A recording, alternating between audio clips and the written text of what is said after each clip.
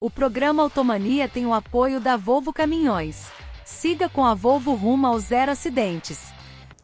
Olá, boa tarde a todos. Mais um programa Automania começando agora para você, aqui pela Rede Central TV Brasil. Eu, Sherin Bueno, Bispo Neto e Rafael Lupatini, trazendo todas as novidades do mundo automotivo e do automobilismo para você.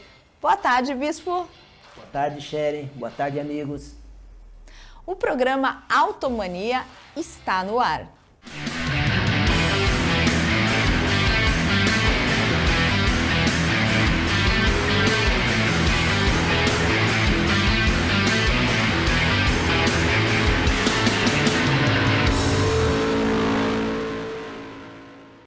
E para vocês que são amantes da marca Land Rover, assim como eu, já está disponível nas revendas de todo o Brasil a nova Range Rover Velar. Confira.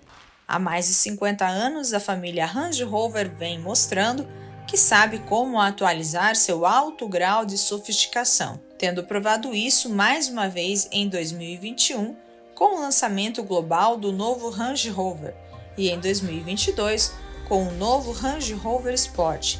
Chegou a vez de o Velar dar início ao capítulo mais refinado e sustentável, guiado por um dos principais pilares da estratégia Reimagining da Jaguar Land Rover, a eletrificação.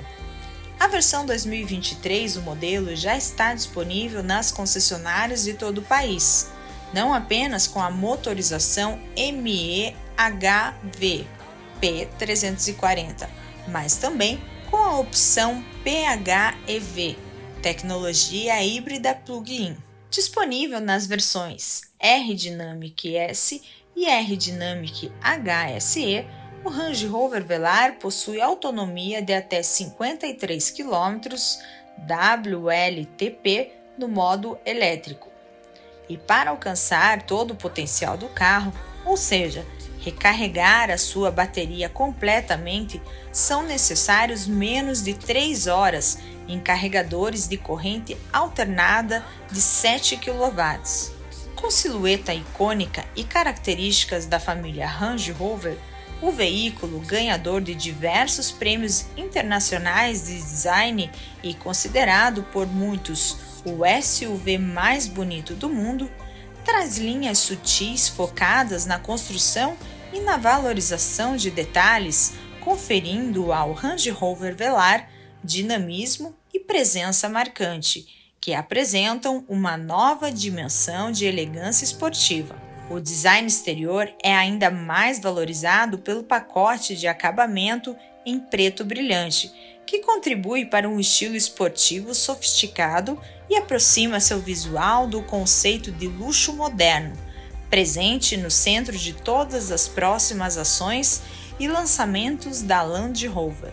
Para garantir o equilíbrio entre conforto e agilidade, o Range Rover Velar vem equipado com tela de TFT de alta resolução e tecnologias de Head-Up Display e controle de cruzeiro adaptativo, que permitem ao motorista ter muito mais consciência de seus arredores e das condições de carro com tranquilidade, contribuindo para uma condução mais segura. Com o sistema PIV Pro, é possível usufruir dos melhores recursos de infoentretenimento a bordo do Range Rover Velar 2023, com uma interface simples, de gráficos nítidos e capacidade de respostas mais rápida, o que reduz o número de interações para aumentar a segurança, seja a partir dos aplicativos já presentes no carro ou conectados diretamente do celular por meio do Apple CarPlay e Android Auto. O novo motor híbrido plug-in de 2.0 litros e 4 cilindros do Range Rover Velar 2023 possui 404 cavalos de potência, combinados com torque de 65.2 kgfm, o que resulta em uma impressionante aceleração de 0 a 100 km por hora em 5.4 segundos. Sua bateria de íons lítio de 17.1 kWh está localizada sob o piso do porta-malas e, além de poder ser carregada em menos de 3 horas, em carregadores de 7 kW, pode atingir 80% de sua capacidade recarregada por apenas 30 minutos, quando usado um ponto de carregamento CC rápido. Bispo, nova Avelar chegando, né? É o início aí da eletrificação da marca? Já é o terceiro modelo, né? A eletrificação é um híbrido, na verdade, né? Mas é o princípio da eletrificação. Daqui mais um tempo ele vai ser só elétrico. Mas começou com o Range Rover, depois o Range Rover Sport e agora o Velar, né? Com motor híbrido. Ele tem mais duas versões, a gasolina, né? A combustão, como a gente fala. Mas essa híbrida já está nas revendas por R$ 683.900. E há pouco tempo no Brasil, a chinesa GWM tem a aprovação na Euro NCAP. Instituto independente que há 26 anos atesta a segurança dos automóveis da Europa em rigorosos testes de colisão, o European Vehicle Safety Association, NCAP, Euro NCAP, divulgou este mês os modelos mais seguros do mercado europeu em 2022. Das 5 categorias anunciadas, 2 tiveram como vencedores os modelos da GWM, o elétrico Ora Funk Cat e híbrido Wayckoff 01. A Ora é a marca de veículos totalmente elétricos da GWM, enquanto a Way é a divisão de SUVs híbridos de luxo do grupo. Os 2 modelos classificados como 5 estrelas foram apontados pelo Euro NCAP como os melhores de sua categoria. Best in Class Award. O Ora Funk Cat venceu na categoria Compacto Familiar, Small Family Car, e o Wayckoff 01 ganhou na categoria Off-Roader Grande, Large Off-Roader. A classificação Best in Class Award é atribuída anualmente pelo Euro NCAP aos automóveis que oferecem o maior nível de proteção contra acidentes para motoristas, passageiros e pedestres no seu segmento, considerando apenas os equipamentos de segurança que são de série no mercado local. O Wayckoff 01 e o Ora Funk Cat conquistaram a premiação graças à qualidade construtiva e aos recursos de segurança que se destacaram nos testes do Euro NCAP. A GWM atingiu esse patamar de tecnologia em proteção contra acidentes impulsionada pelo programa T-Safety, que busca aumentar os níveis de segurança de seus veículos desde as primeiras etapas de desenvolvimento do projeto até a produção do veículo. Carros são avaliados em 4 quesitos. Nos testes do Euro NCAP, o Wayckoff 01 atingiu um nível de 91% na proteção para adultos, 87% na proteção para crianças e 79% na proteção para pedestres, além de uma pontuação de 94% para os equipamentos de assistência à segurança, que são de série. O COF 01 é equipado na Europa com o controle de cruzeiro adaptativo inteligente, IACC, assistente de congestionamento. Já o Ora Funk Cat é produzido com materiais sustentáveis com o índice 95% de reciclabilidade e também é equipado com um sistema de infoentretenimento fácil e intuitivo de operar graças ao uso da tecnologia de inteligência artificial. Com 4,24 metros de comprimento, o compacto elétrico oferece ainda uma autonomia de 420 km, aliado a um motor elétrico de 171 cavalos e 250 Nm. Bispo, então nós temos a GWM aí com 5 estrelas em 3 modelos já da marca? Exatamente, Sharon. E a GWM chegou ao Brasil em dezembro do ano passado, mas primeiramente com o Aval H6, inclusive que eu vou fazer teste em Interlagos no dia 13. Depois a gente vai fazer uma materinha para o pessoal aqui. Mas já tem 5 estrelas, o Ora Funk Cat, que é um elétrico, e o híbrido Coffee One. Olha só. E o Aval H6, que nós vamos fazer o test drive em Interlagos e vamos trazer essa matéria para vocês. A gente vai agora para um rápido intervalo. Não saia daí.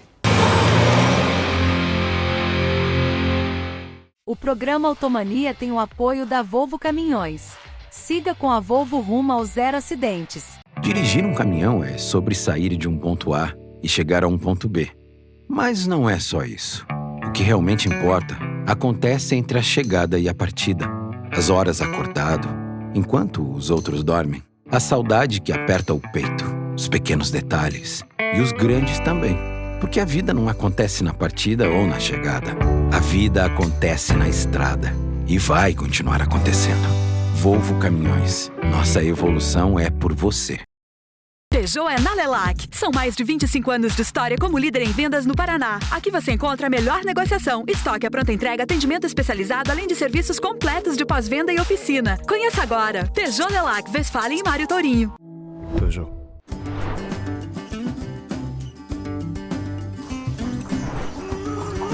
E aí, vizinho, tudo bom? Tá sabendo que o sinal da parabólica vai acabar?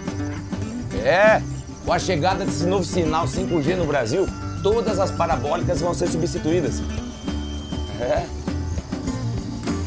Lá na minha propriedade, eu já instalei a nova parabólica digital Vivência TV Sat, livre de mensalidades, com mais de 60 canais gratuitos, qualidade de imagem Full HD e nem precisa de internet. Eu é que não vou ficar sem acompanhar o valor da Rua do Boi e nem deixar de assistir a minha missa no fim de semana. Tá esperando o quê? Cuida pra não ficar sem, hein?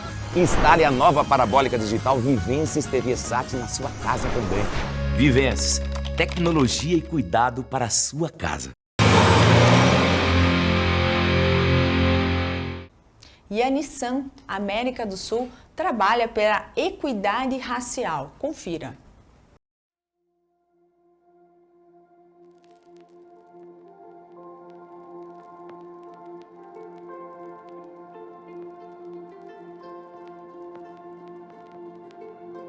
Eu sou filha de pais analfabetos, né? Meu pai era negro mesmo.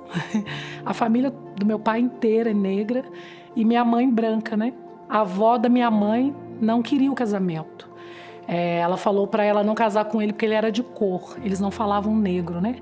A dona Neide e o seu Alfredo sempre falou, vai para cima, faz o que você quer, você sabe, você pode. Então você tem que ser melhor 2 vezes mais que os outros, sempre. Porque sempre vai ter alguém para te apontar. Eu não tenho muito direito de errar, não. Porque se eu errar, o rótulo vem na hora. Tinha que ser preto. Pô, isso dói. Isso dói. O cara olha ali, é preto, o outro é branco. Então, automaticamente, por história, preto sabe menos, o preto é inferior, mas não é assim. Pela dificuldade, né? Começamos a trabalhar muito nova, eu e minhas irmãs, e trabalhava em casa de família, né? E eu fui trabalhar numa casa uma vez, e eu fui ser babá de um dos meninos, e eu estava na cozinha em pé, aí o maiorzinho me chutou, né? Ele, tira essa neguinha preta daqui. Teve uma casa que eu trabalhei, que era separado o meu prato, a minha xícara, o meu copo, e o meu talher, né? E eu só podia comer depois que eles comiam, entendeu? Então, assim, era tratado bem diferente mesmo, né? E essa corrida é desigual. Imagina uma corrida que tem uma largada nessa corrida e os meus ancestrais só puderam partir depois de 300 anos. Com 41 anos de idade, eu e minha esposa, a gente decidiu ter um filho adotivo. E o destino trouxe uma menina linda chamada Vitória. E eu comecei a notar que os espaços culturais, cinemas, restaurantes que a gente ia, comecei a perceber que a raça negra sempre foi minoria, ou na maioria das vezes a Vitória era a única negra. Durante muitos anos eu acreditei que esse cabelo fosse feio, que ele não fosse apropriado, que ele fosse deselegante, que ele fosse desarrumado. E por muitos anos eu usei o cabelo liso. Eu entrei aqui na Nissan de cabelo liso. E essa falta de representatividade, ela vai sentindo. Minha filha já perguntou para mim, para minha esposa, quando é que ela vai ser da nossa cor.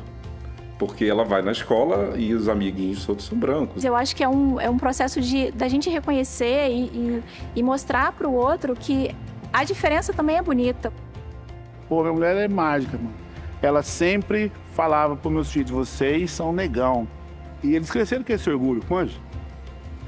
Eles nunca tiveram vergonha de mim. Nunca. Sempre, pô, meu pai e tal, sempre. A essência da Lucinéia é o amor pelas pessoas, né? Não só na Nissan, mas também fora da Nissan. Muito legal quando você vê um seu, assim, sendo promovido, sabe? E aí quando é um negrão que é promovido, na hora ele já procura eu na plateia pra dar aquela piscadinha. Porra, isso é top. Por que eu não posso mudar? Por que eu não posso me apresentar de uma forma diferente? Porque não é o meu cabelo que vai dizer quem eu sou ou do que eu sou capaz. Eu vejo que a empresa sempre valorizou, né? Ela não faz por obrigação, ela faz porque ela acredita, porque ela tem um respeito. Sempre fui respeitado aqui. Então eu acho que a empresa está fazendo um grande trabalho e cabe a nós, liderança, difundir, porque nós acreditamos que esse é o melhor caminho, né, para a empresa do futuro, para onde nós queremos levar essa empresa. Eu quero uma Nissan colorida. Eu quero uma Nissan sem distinção de raça, de cor. A igualdade racial não é uma luta de negros, não é uma luta da liderança da Nissan. A igualdade racial é uma luta de todos. Então, se a gente quer vir para o lugar que a gente trabalha todos os dias, enxergar mais pessoas pretas, pardas, amarelas, a gente precisa fazer parte dessa mudança. A gente precisa promover essa mudança. E aí que entra o trabalho voluntário. Então, aqui é um lugar que a gente tem espaço para trabalhar pelo mundo que a gente quer viver, pelo mundo que a gente gostaria de viver. Um espaço que tenha oportunidade para todos, que não tenha discriminação. Porque aqui a gente acredita que não basta não ser racista, é preciso ser antirracista.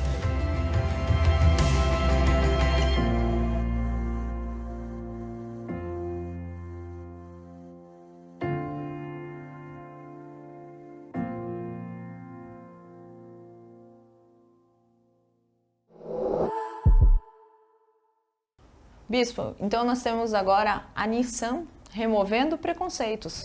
Exatamente.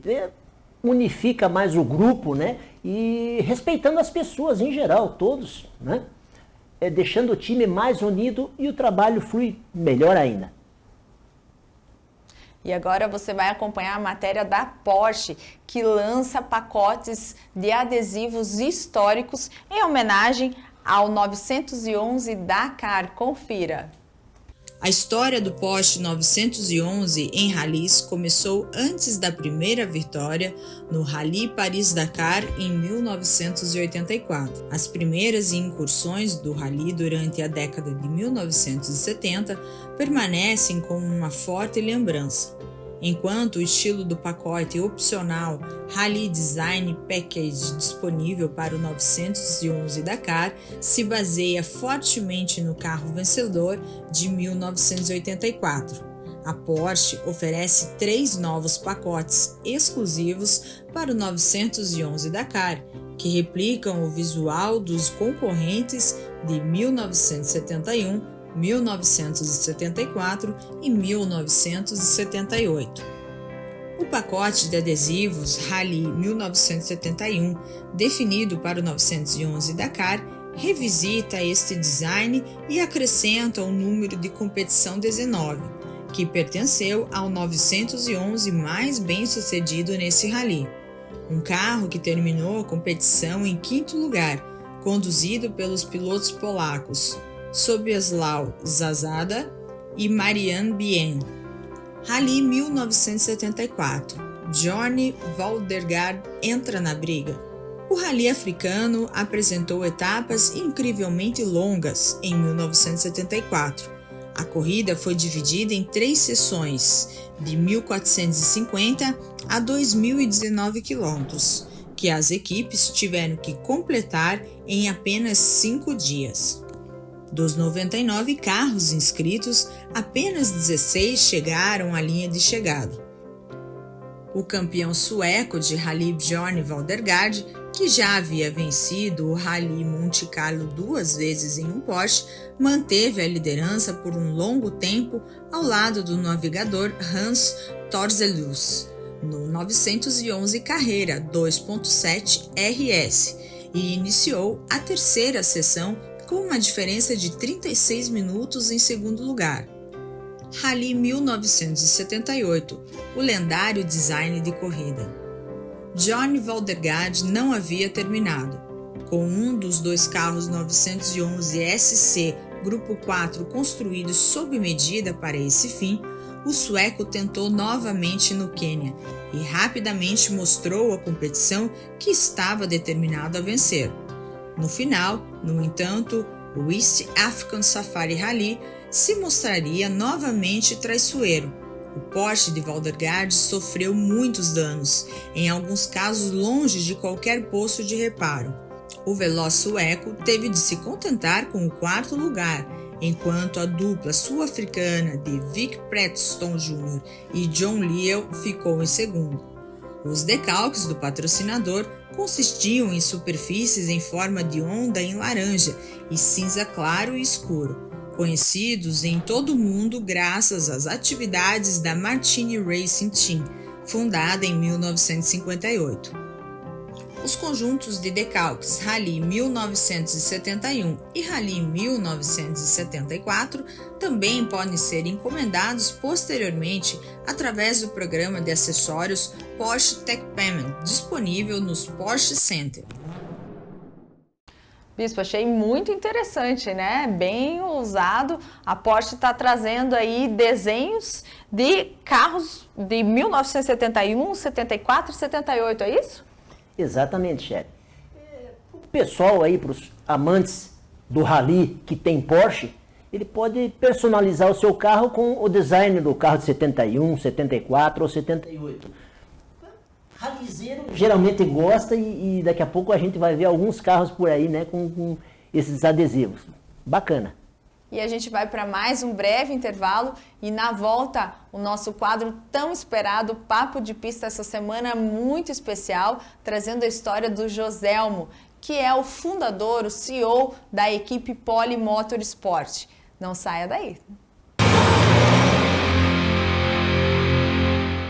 Dirigir um caminhão é sobre sair de um ponto A e chegar a um ponto B. Mas não é só isso. O que realmente importa acontece entre a chegada e a partida. As horas acordado, enquanto os outros dormem. A saudade que aperta o peito, os pequenos detalhes e os grandes também.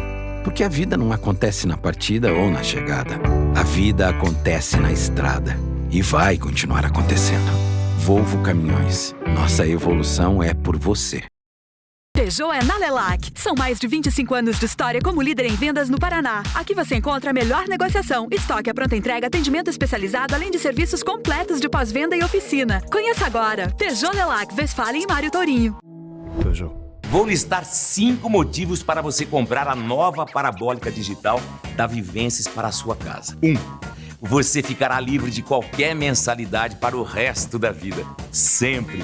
2. São mais de 60 canais gratuitos com sua programação nacional e regional, incluindo TV Aparecida, Rede Vida e Canção Nova. 3. Sinal digital de alta qualidade de som e imagem compatível com televisores de tubo e tela plana. 4.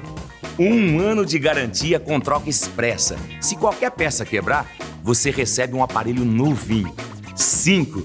Não precisa gastar sua internet para se divertir com a sua família. Ah, presta atenção. Vou dar mais um motivo de brinde. É Vivências TV Sat, a nova parabólica digital que eu recomendo e que todo brasileiro confia há mais de 27 anos, atuando nesse mercado de tecnologia via satélite. Vivências, tecnologia e cuidado para a sua casa.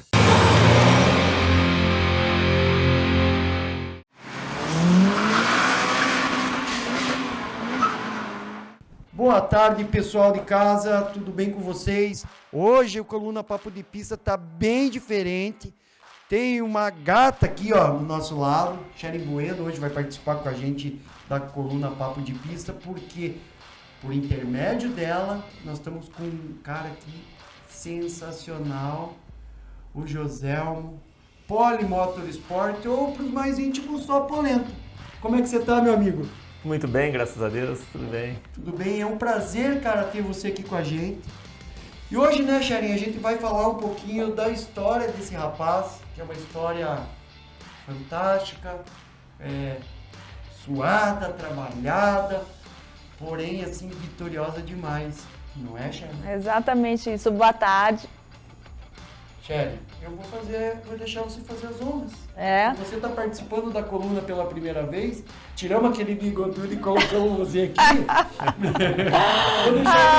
Vou deixar você fazer as honras e conversar e perguntar pro nosso amigo Polenta. Claro. E daí eu vou dando um espetáculo aqui no meio, tá bom? Tá certo, gente. Tá é uma honra estar trazendo essa figura aqui para vocês conhecerem um pouquinho da longa trajetória dele. Tá? Tem muita coisa que ele vai contar aí para vocês. Eu fiz questão de trazer porque vocês sabem que a gente quer trazer o mundo do automobilismo com exclusividade para todo mundo que assiste e acompanha o programa Automania. Então a gente quer trazer sempre os melhores. E se a gente pode falar hoje de uma história de sucesso, né, que começou desde lá dos primórdios da Stock Car, um caminho que foi trilhado, foi suado para estar hoje até aqui. Agora eu vou deixar para ele contar tudo, senão não vai ter graça. Mas é uma honra.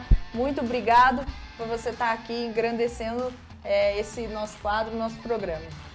Muito obrigado pelo convite. É uma satisfação enorme estar aqui participando com vocês, poder compartilhar um pouquinho dessa história. Como a Sharon falou, é bastante suada, teve um período bem difícil, mas hoje a gente já está num outro momento. E é sempre um prazer poder compartilhar e falar um pouquinho dessa história que acho que vai ser... Bastante gente gosta. Então vamos começar pelo começo, né? Vamos começar e conta pro pessoal como é que você entrou no mundo da Stock Car. Então, foi curioso, assim, foi meio que por acaso. Quando jovem, eu não era um aficionado por automobilismo. Fui algumas vezes ao autódromo com os amigos.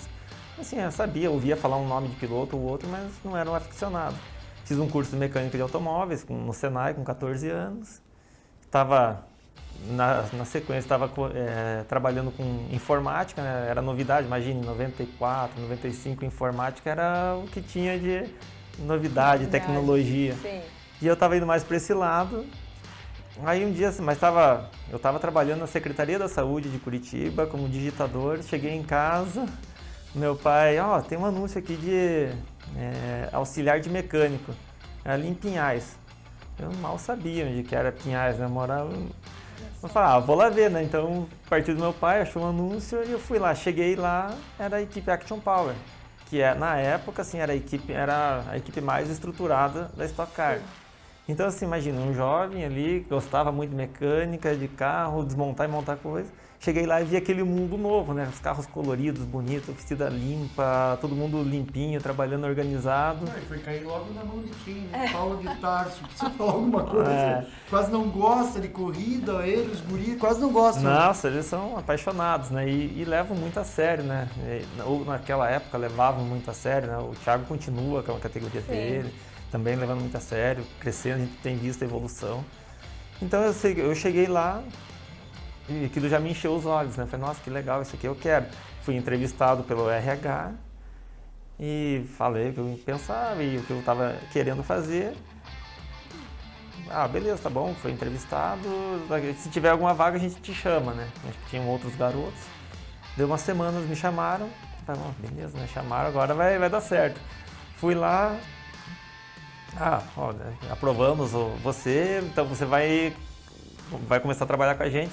Mas não é na equipe de corrida. Vai trabalhar com os carros da frota, manutenção dos carros da frota. Na época era lá de baixo mesmo, né? Era aquele Celtinha, Golzinho, Corte. Você, né? Não, foi a primeira baldada de água fria, né? Aí falamos, tá bom, beleza, vamos encarar, né? Já que estamos aqui, vamos encarar, né? O que eu fazia? Eu tentava fazer o mais rápido possível o meu trabalho, a manutenção daqueles carros e eu me oferecer para ajudar na equipe, né? Então eu ia lá, preciso ajudar alguma coisa, lavar, varrer o chão, fazer qualquer coisa para estar mais inserido no meio da corrida mesmo. Aí viram que eu tinha afinidade com o negócio, me deram a oportunidade de trabalhar com a corrida. E logo que eu já fui trabalhar com ninguém menos do que Ingo Hoffmann, né? Então, Olha só. Eu era terceiro mecânico, na época eram 3 mecânicos, né? 2 trabalhavam direto no carro e um auxiliar da equipe ia ajudar. Eu era terceiro mecânico do carro do Ingo Hoffmann. Na época ele já tinha 9 títulos, 9 campeonatos, né? E estava para conquistar o 10º campeonato.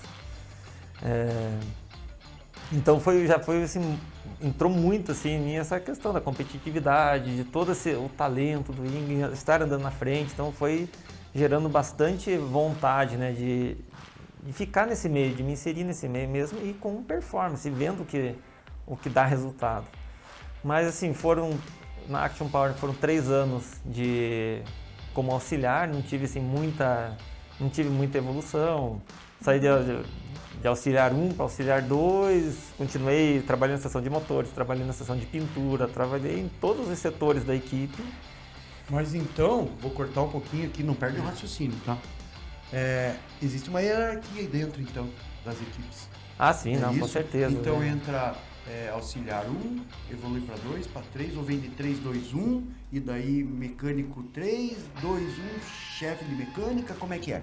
Um pouquinho, pessoal. Mais ou menos assim, né? Hoje até a nossa estrutura, né? Hoje está muita engenharia, né? Temos muitos engenheiros e tal. Mas normalmente assim, auxiliar 1, ou seja, mecânico 1, 2 e 3, né? Então o mecânico 1 é o principal do carro, o segundo é o auxiliar que normalmente trabalha direto no carro, e o terceiro é um que faz meio que tudo, é o cara que monta pneu, busca combustível e auxilia tudo, mas ajuda no carro ali também. E aí, acima dos mecânicos, tem um líder de oficina, um mecânico líder, e aí, hoje na nossa estrutura, né, a gente tem 2 engenheiros em cada carro, justamente pensando mais nos detalhes, nos menores detalhes, estratégia. Então a gente montou uma estrutura nesse formato. Entendi. E então voltando lá quando trabalhando na seção de pintura, no chassi, em todas essa seção de suspensão, fui aprendendo muito e sempre tive bastante vontade de aprender e sempre tive facilidade com a mecânica e aprender esse meio. Foi passando vários tempos e chegou em 99, o Paulo de Tarso meio que encerrou a atividade porque ele tinha um outro plano. Fui saber agora, no último encontro que eu tive com o Ingo Hoffmann, o plano que o Paulo de Tarso estava com um plano de fazer uma equipe da Super Turismo, Super TC 2000, era uma coisa assim que era um campeonato sul-americano. Então ele fechou a operação da Stock Car, toda a equipe que saiu, o Meinha, que era o chefe de equipe, também saiu da Stock Car e montou a equipe dele, começou a estruturar a equipe dele. Então foi a transição, 99 para 2000. Eu fiquei lá, eu e mais 2 mecânicos, que ele tinha plano para a gente para os próximos anos, né? Então, assim, eu vendo já imaginava que ele tinha visto algum valor no meu trabalho e estava pensando nos próximos anos, né, no projeto dele. Mas acabou que foi um ano de transição, eu não fazendo muita coisa com o Stock Car, porque eu tinha gostado. Estava fazendo desenho de rótulos de inseticida, controlando estoque, compras. Tudo isso foi um aprendizado. Hoje eu olho lá para trás e vejo que foi um aprendizado, né? Somou bastante. Então assim, sabe, os detalhes de fazer todos isso. Mas não era aquilo que eu estava querendo. Eu me desliguei da equipe e fui trabalhar em outra... nem sabia o que ia fazer, mas não era aquilo que eu queria, né? Naquele formato. Talvez fui ansioso, não soube esperar, mas fui procurando outro caminho. E aí, nessa transição, estava montando a Fórmula Júnior, não sei quem... Eu andei de Fórmula Júnior. Você andou de Fórmula Júnior? Eu fiz uns treinos. Então, aí assim... Ali atrás do autódromo de Curitiba, ali, exatamente. Junto com o Zebrainha ali, com aquele pessoal todo. Era bem no fundo, tinha um galpão bem no fundo do autódromo ali. Então eu fui lá, estava começando a montagem dos carros. Então eu fui para trabalhar lá, eu lembro dos números, acho que é legal falar, né, para o pessoal ver. Eu tinha um salário na época, uns 3 anos lá da Action Power, um salário mínimo era R$380. Aí eu saí, fui para esse lugar, primeiro salário 600. Daí comecei a fazer parte elétrica, eu estava fazendo um curso de eletrotécnica, fazendo parte elétrica dos carros, então eu fiz a parte elétrica de todos os carros, eu soldava, cortava, fazia meio que de tudo. No próximo mês foi 900 o salário. Nossa, já tá bom, né? Vamos continuar, né? Vamos continuar. Você viu que automobilismo não é só sentar no carro e andar? Tem toda a construção, uma construção. E acreditar, né? Acreditar. Foi o que Mas ele fez. não tem nada fácil. Mas espera para escutar o restante da Exato. história. Pessoal em casa, escutem a história. Vamos lá. E aí eu sei que depois do terceiro mês, meio que dobrou meu salário, já era 1.200. E nesse intervalo, o Meinha montando a equipe dele, precisava alguém que a função que eu fazia, né? Que eu já fazia telemetria, já tinha essa análise de dados, então, e tinha pouca mão de obra que fazia esse tipo de coisa em Curitiba, principalmente. Aí eu conversando bastante com o Meinha, então até nesse período lá aprendi a fazer adesivos, fazia telemetria, elétrica, então eu fui aprendendo de tudo um pouco. E aí, conversando com o Meinha, eu sei que a gente acertou, eu estava com 1.200 já, né, de salário lá. Já estava faceiro. Já estava bem, né? Aí acertei com o Meinha para ir trabalhar com ele com Stock Car por R$600, pela metade do salário, mas eu tinha condições de aumentar meu salário fazendo adesivos, né? Tinha uma plotter de recorte de adesivo para eu fazer adesivos. Você ia lá pro Corel, criava a arte final, criava e fazia, e eu comecei lá mesmo. Fazia lá mesmo, fazia para todos os carros dele, então eu fazia lá telemetria, fazia para todos os carros dele e vendia para outras equipes. Então para a própria Action Power, quando começou a voltar, fazia para ele, até o Jorge Salmini na época. Que você já Jorge, falou, um abraço, meu amigo. O Jorge estava com uma equipe do Stock Car também, eu fazia para ele, e entre outras equipes eu fui fazendo. Então, assim, eu trabalhava das 8 da manhã às 6 da tarde, e a partir das 6 eu fazia o meu extra para completar o salário. E isso foram alguns anos, foram uns 3 ou 4 anos fazendo isso. Um pouco depois disso aí, como eu tinha facilidade com a informática, tinha aprendido um pouquinho também, o Meinha ela comprou um dinamômetro de amortecedor, então eu comecei a operar, tinha facilidade, quando eu comecei a aprender amortecedor. Até na época, quando a gente conheceu, né? A gente conheceu a Sherry, acho que foi, sei lá, 2002, 2001, 2002, algo assim. Foi assim. Que a Sherry estava com a Fórmula Truck. Exatamente. E a gente começou a fazer e projetar os amortecedores novos para a Fórmula Truck. Então foi um período bem legal, assim, de evolução, eu comecei a aprender muito mais. Evolução e conhecimento, né? Conhecimento. E assim, projetar, mas eu não sou formado, eu não tenho graduação em engenharia, não sou formado em engenheiro, mas sempre procurei muito. Já me falaram, Sharon, que esses são os melhores. E então assim, não tinha tanta facilidade na internet, não tinha YouTube para você pesquisar, e hoje você aprende quase tudo no YouTube, né? É mais... Se tiver vontade é um pouco mais fácil. É só entrar e assistir um tutorial.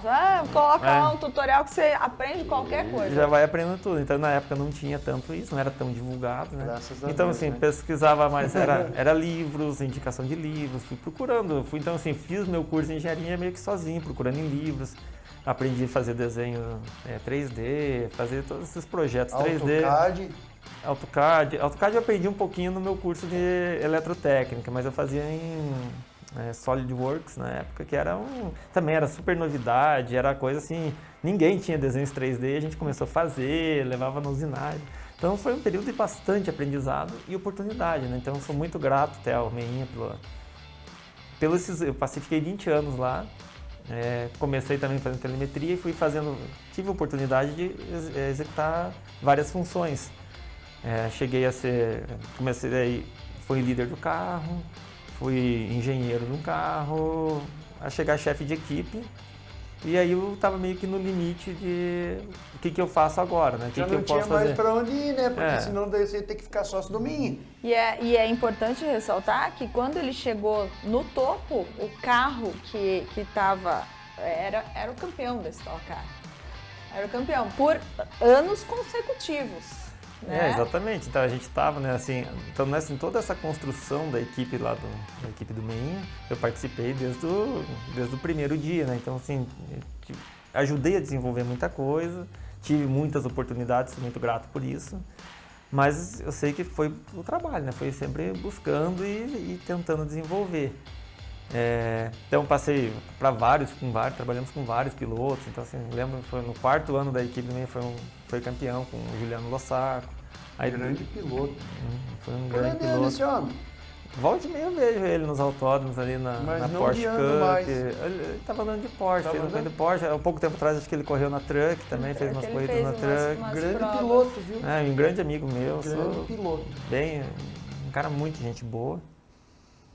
Então esse foi 2004, aí passou um pouco mais, ficou alguns anos 2 ou 3 anos, aí teve uma mudança, né? Entrou o Luciano Burti, que é recém-voltado da Fórmula 1. Então, o Burti chegou, a Fórmula 1 tinha acabado de sair da Ferrari, veio na Stock Car e tal, então foi um ano legal também, de bastante aprendizado, assim, de troca de conhecimento, né, com eles.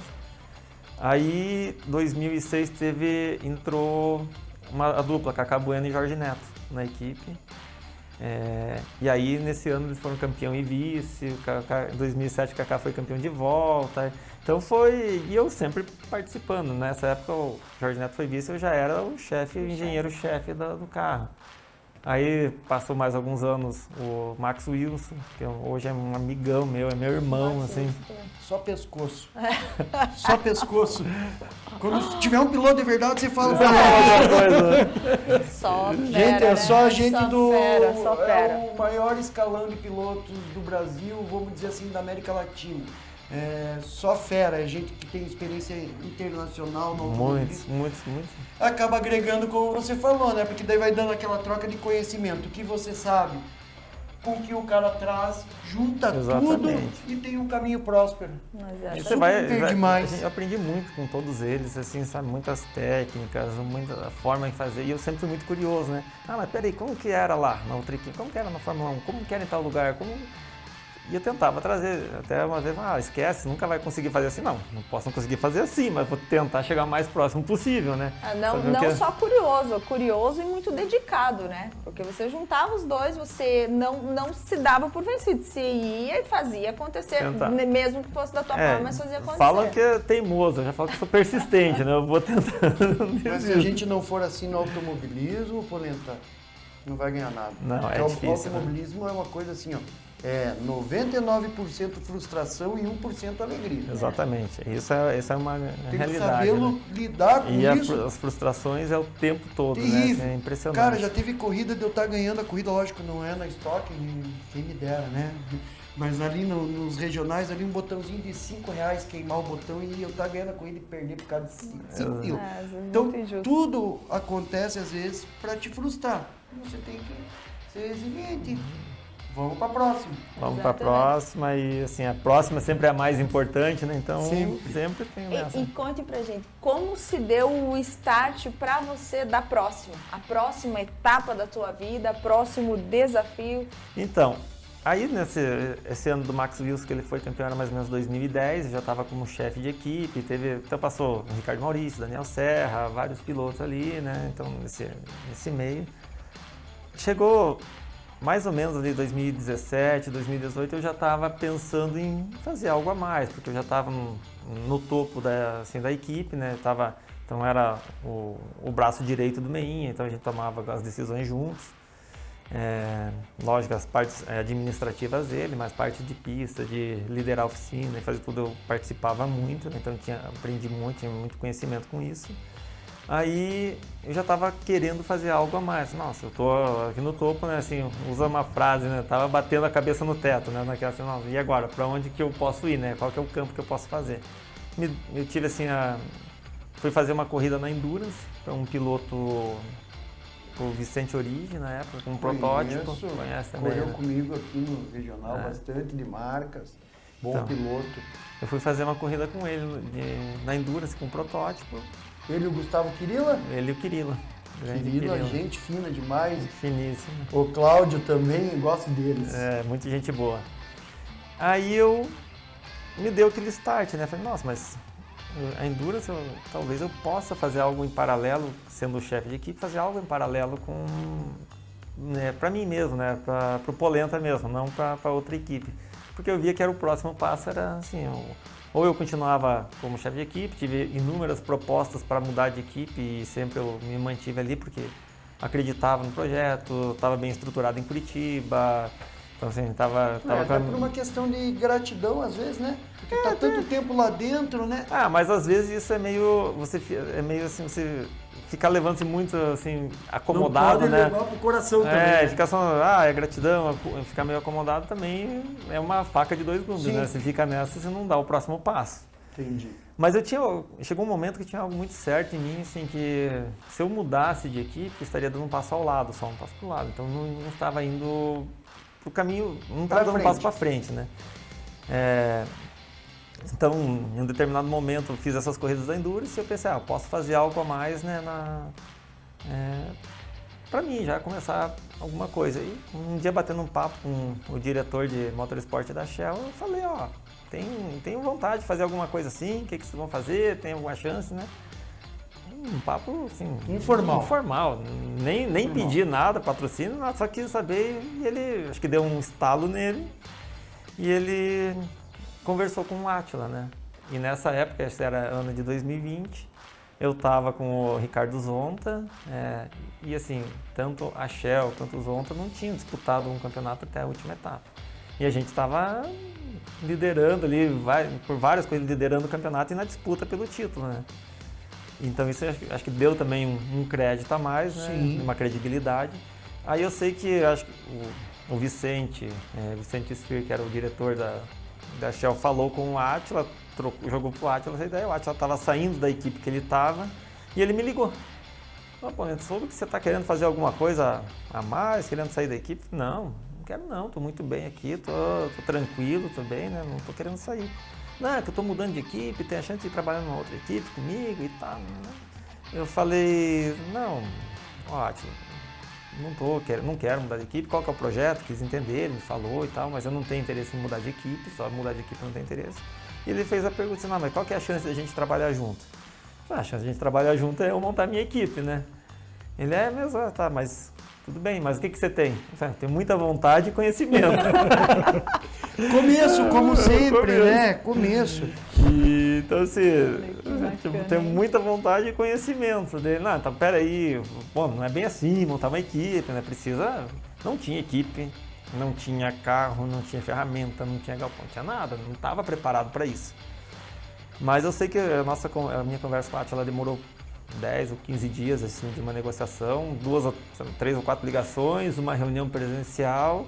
Eu decidi que era o que eu queria fazer, pedi a conta da meinha, estava decidido já, falei, a partir da última corrida conte comigo até o domingo da última corrida, a gente vai disputar o campeonato e vou me dedicar ao máximo para deixar esse campeonato aqui, mas a partir da segunda-feira eu vou seguir meu caminho.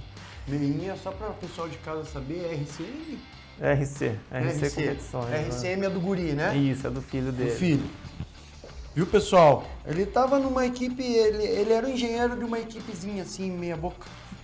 Né? Que ganhou só os últimos títulos dos últimos anos da Stock Car. Ele era o engenheiro-chefe. Né? Consecutivos, né? Teve vários anos ali, ficou uma equipe muito bem estruturada, tem bons pilotos, então tudo isso conta. E daí, para resumir, a compensação desses 20 anos de trabalho, enfim, chegaram.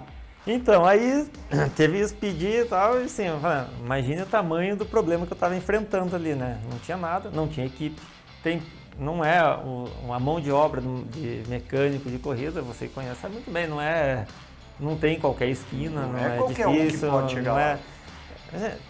Acho que qualquer um pode chegar, mas não está pronto, precisa dar uma lapidada, né? Precisa lapidar, precisa treinar, né? Não tem deixar esperto para o automobilismo, não tem esses profissionais na prateleira, vamos dizer assim, coloca um currículo lá, colocar um anúncio que era um mecânico de automobilismo, não é algo que encontra tão fácil. Até porque, Jeren, tem alguns bons mecânicos de veículo convencional de rua e quando chega lá e tem pressão, não é brincadeira. Pressão, correria. Noites sem dormir. Não tem horário, não tem final de semana. Pra comer, não tem horário para dormir. Porque é demais a pressão. Exatamente. Para estar no meio do automobilismo tem que ser bom de cabeça, ó. Tem que estar esperto lá e envolvido com a alma, senão não fica. E assim, né, o José ele já tinha um nome, já tinha toda uma construção de uma carreira, ele não podia, eu nem posso imaginar as coisas que passavam pela tua cabeça, da tua responsabilidade, meu Deus, agora eu de engenheiro-chefe de uma equipe de ponta, eu saio para começar a minha equipe, a responsabilidade, porque você também... Do zero, né? E você também não ia fazer algo, começar por começar e começar lá de baixo. Você, obviamente, até porque um baita de um piloto também de nome, né? Aí junto... Caramba, hein? Então foi bem assim, e chegou aquele momento, né, de colocar a cabeça no travesseiro e agora, né, o que eu faço?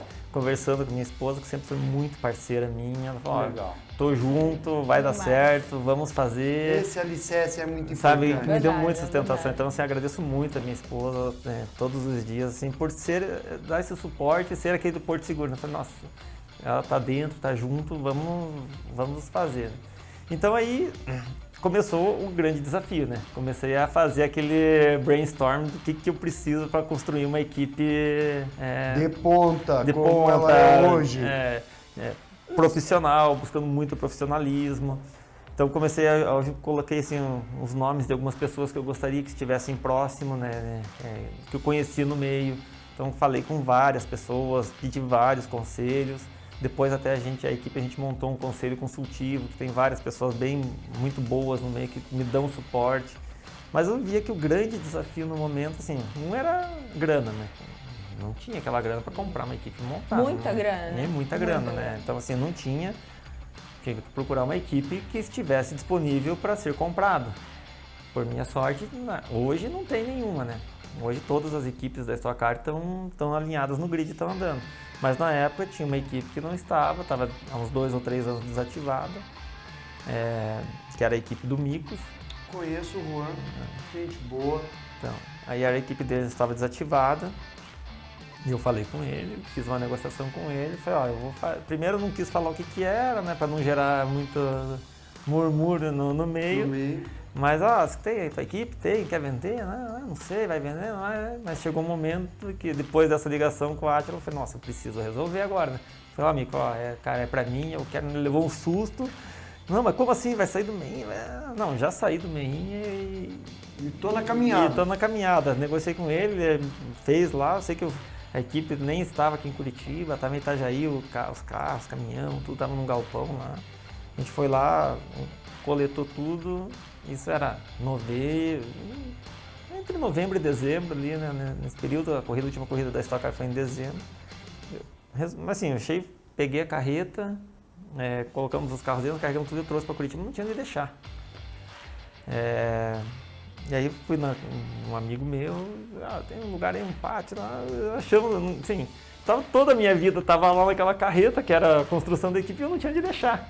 Eu deixei num depósito, assim, de um cara que fazia coisas de pavimentação de estrada, estava jogado num campo lá e eu quase não dormia, né? Falei, nossa, eu assumi o negócio. Vai que alguém engata um cavalinho lá e leva a carreira embora, acabou, né? Mas graças a Deus não aconteceu, deu certo, chegou na última etapa, peguei, aí começou a busca de um galpão, um local para fazer a equipe. Aí o Ricardo também foi muito bacana, que ele ofereceu, a equipe dele estava pré-estruturada. E é bem legal lá, eu conheço lá, é bem bacana, é uma área boa. Uma área boa, já tinha alguma estrutura. Para estoque é o feeling da coisa, né? Tem lugar para pintura, tem tudo, né? Sim, tá funcionando legal.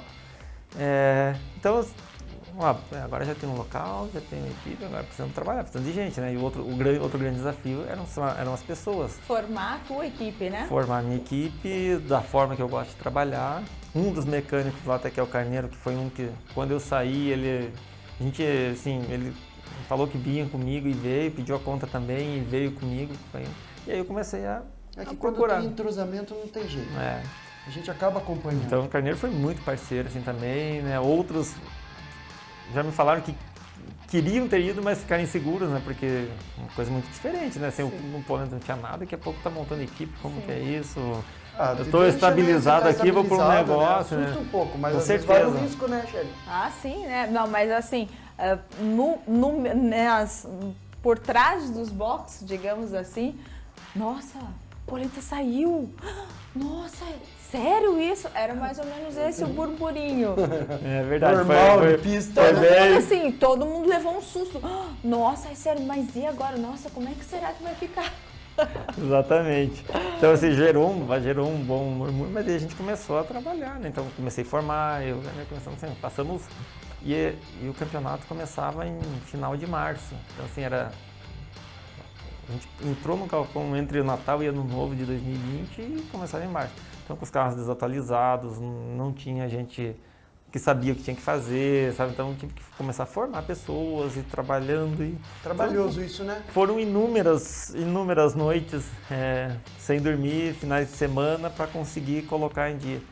E aí a gente foi montando, né? Então, conseguimos montar esse conselho consultivo, fizemos boas parcerias. O Átila foi super parceiro, o Galide veio também, os dois vieram com o apoio da Shell. Então, assim, já via que eu já tinha um lastro legal, tinha um grande patrocinador que acreditou também no projeto. bacana. Então, assim, não foi um negócio tão um tiro no escuro, né? Sim. Então, tinha um embasamento bom. E aí nós começamos, assim, mas várias vezes achando, a gente não vai conseguir chegar na primeira corrida, né? Porque tinha muito trabalho. Assusta, né? Muita gente Assusta. que não conhecia, assim, bons mecânicos, bons profissionais, mas que não conheciam a dinâmica de uma equipe, né? Do que precisa ser feito. Mas você tinha duas coisas bem importantes a teu favor. Vontade e competência. Aí a coisa acontece de uma forma... Daí as coisas começaram a dar certo. Sim. Então, assim, aí a gente fez o Adriano Lago, que é o superintendente da Erastinha também, um cara que foi super, assim, super parceiro, me deu muito suporte. Cara, vai lá, acredita em você e faz. E, então, sabe? E aí começaram a aparecer as pessoas. Então, até a gente fez uma parceria bem bacana com o Hospital Erastinha, que a gente divulga o hospital. Eu vi, nós tínhamos no quadro lá. Tinha lá, né? Passou a equipe toda reunida na frente. E é muito bacana associar também a parte social do automobilismo com equipes, com pilotos. Como é importante para o pessoal daquele receber visita dos pilotos e da equipe, né? Com Só que tá certeza. lá, A gente coitadinho colocou... lá, todo sofrendo com câncer, né? Sim, a gente colocou assim, um dos propósitos da equipe é fazer algo a mais pelo próximo, né? A gente conseguir fazer algo a mais, assim, então são várias linhas que a gente tem. A gente fez a parceria e a gente colocou, ó, o lançamento da equipe vai ser, tinha acabado, há pouco tempo tinha inaugurado o hospital também, e foi uma emoção gigantesca, né? Que legal. Mas aí aconteceu, lançamos a equipe lá na Erastinha, teve toda essa... Chegamos lá, várias noites sem dormir, lançamos a equipe, saímos de lá, fomos direto testar os carros lá na fábrica em São Paulo. Estava todo mundo, sei lá, 2 ou 3 noites sem dormir, né? Meu Deus, que loucura isso, né? Mas chegamos lá, testamos, deu certo, voltamos e... Tá, agora vamos para a primeira etapa. Aí chegou Aconteceu onde? Foi em Goiânia. Goiânia. Primeira etapa Tá em Goiânia. complicadíssima, meu Deus. E ainda assim, né, tinha todo um desafio, né, porque a corrida são 2 etapas são 2 corridas na sequência, né? Então larga 30 minutos, inverte os 10 primeiros e relarga para mais 30 minutos. E nas 2 corridas tem pit stop. E os mesmos mecânicos que montam o carro, estavam ali despreparados e muito tempo sem dormir e cansados, eram quem tinha que fazer o pit stop, né? Então, era um grande desafio de volta essas pessoas conseguirem executar o trabalho, né? Não sabe, todo mundo bem treinado, preparado, faz fácil, mas naquele momento foi um desafio bem grande. Qual é um tempo bom hoje de pit stop? Bom. Hoje um bom tempo para trocar um pneu assim, é perto de 3 segundos. Entre o piloto parar e sair, 3 segundos. Eu vou ter que me meter no meio disso aqui tudo, sabe por quê? O primeiro pit stop foi desastroso, mas como é que foi o último? O último foi o melhor da categoria. Foi o melhor da categoria. Sharon bateu o recorde no pit stop mais rápido. E com consistência, né? Que assim, nas últimas 2 ou 3 etapas a gente sempre estava entre os melhores pit stops, então foi uma evolução bem grande. Tivemos que trabalhar muito a equipe, o lado físico, mental, preparação mental, sabe, para deixar todo mundo preparado, né? Assim, para todos esses desafios. Teve vários erros. 2021 foi o nosso primeiro ano, então a gente teve 2 vitórias. O Átila ganhou 2 corridas. Outra coisa bem bacana assim foi, né, que foi lá, a gente recebeu o troféu e tal, foi um momento bem bacana. Eu tava voltando assim pro box, né, com o troféu. Eu olhei para minha esposa e falei: "Nossa, pensei em uma coisa aqui agora". Ela: "O quê?" Eu falei: "Eu vou doar esse primeiro troféu da equipe pro Erastinha". Olha só que legal. Na hora eu e ela assim começamos a emocionamos, começamos a chorar. Nossa, que maravilhoso, que legal, né? Até tô me emocionando aqui só de lembrar. Aí eu sei, mas esse troféu não é só meu, né? É de toda a equipe. Cheguei pros meninos, ó, pessoal, tive essa ideia. Imagine a resposta. Ascensão total, né? Todo mundo na hora. E aí teve também o momento da entrega no hospital, as crianças receberam, tá eternizado lá no hospital, então foi um momento bem bacana também. Vocês viram só por que eu queria trazer esse fera? Para contar tudo isso para vocês, né, Rafa? Tem alguma coisa para falar que não deixa a gente arrepiado? Eu tô chorando. Para quem ama automobilismo. Junto, né? Mas assim, eu não posso deixar de te perguntar. Nos dias atuais, como é que tá a Poli Motorsports? Então, a gente agora, né, acabou de completar 2 anos, né, 2 temporadas. 2021 tivemos 2 vitórias, 2022 tivemos uma vitória. Então, para uma equipe jovem, recém-formada, acho que são números bem interessantes. É expressivo demais para uma categoria que nós estávamos conversando aqui agora, um pouquinho antes dos bastidores aqui. do primeiro ao 15º é um décimo a diferença. É tudo muito perto, muito pertinho, muitos profissionais muito competentes, equipes tradicionais, estruturadas, pilotos excelentes. Com grandes patrocinadores por trás, grandes com estrutura financeira para fazer acontecer, né? Exatamente. Então, assim, a gente, no primeiro ano a gente terminou em 8º entre as equipes, 2022 terminou na sexta colocação entre equipes, então assim, eu gostaria que tivesse sido um pouquinho melhor pelo aprendizado e tudo que a gente viveu, mas assim, como a gente sabe, né, corridas são corridas e nem sempre está no nosso domínio. Do meio para o final do ano passado a gente deu uma boa evolução de performance, então hoje a gente está assim acreditando que 2023 vai ser especial, que a gente vai conseguir colocar à prova todo esse aprendizado, a equipe mais preparada, mais formada, mais estruturada. A gente continua com o Átila Abreu. Não tem ainda certo todos os patrocinadores, ainda a gente está negociando alguns, não está 100% certo, eu não sei, estou de branco porque eu gosto de divulgar todas as marcas, né, mas estou de branco porque ainda não está definido. Podia vir com uma camisa do Charada, né? De interrogação. Na verdade, assim, ele está deixando Pessoal, ó o cara aqui, ó. Para vir. Daqui a pouco vai estar com essa camisa cheia de patrocínio aqui, né? Explodindo de patrocínio e vai voltar no programa para trazer os patrocínios novos, né? Os patrocinadores. Ele vai vir aqui mostrar pra gente. O meu produtor lá, Sharon, tá quase me jogando o computador na cabeça porque não tem como você conversar o tempo do programa. Tá uma hora e pouco. Então vamos fazer o seguinte, Polenta. A casa é de vocês, esse programa é feito para vocês virem aqui contar pra gente as histórias. Volta, cara! Com certeza, será um prazer enorme contar as histórias. Sempre tem alguns detalhes a mais para contar, com certeza a gente vai ter novidades. Também quero deixar o convite para vocês irem na nossa estrutura, conhecer nossa equipe. Não chame 2 vezes, né? Será um prazer recebê-los lá. As portas estão abertas. E muito obrigado pelo convite. É um prazer enorme estar aqui participando com vocês. O Automania te deseja todo o sucesso do mundo, amigo. E conte com a gente para o que você precisar. Muito obrigado. Desejo sucesso para vocês também e que a gente siga aí no caminho certo. Obrigado. Sharon, vamos se despedindo do pessoal lá de casa. É isso aí, pessoal. O que vamos falar para eles? Eu já não estou quase conseguindo falar, porque eu estou emocionado, porque é uma história muito legal. Eu já estou pensando no próximo programa que a gente vai trazer ele daqui a pouco para contar muito mais coisas. Vai faltar tempo.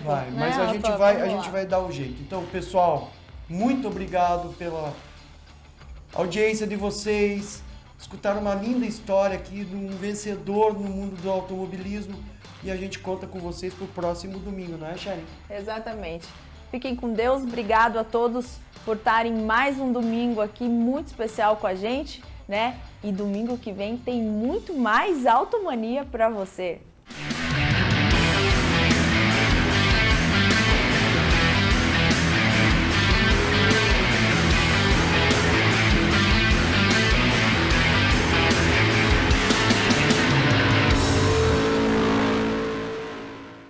O programa Automania tem o apoio da Volvo Caminhões.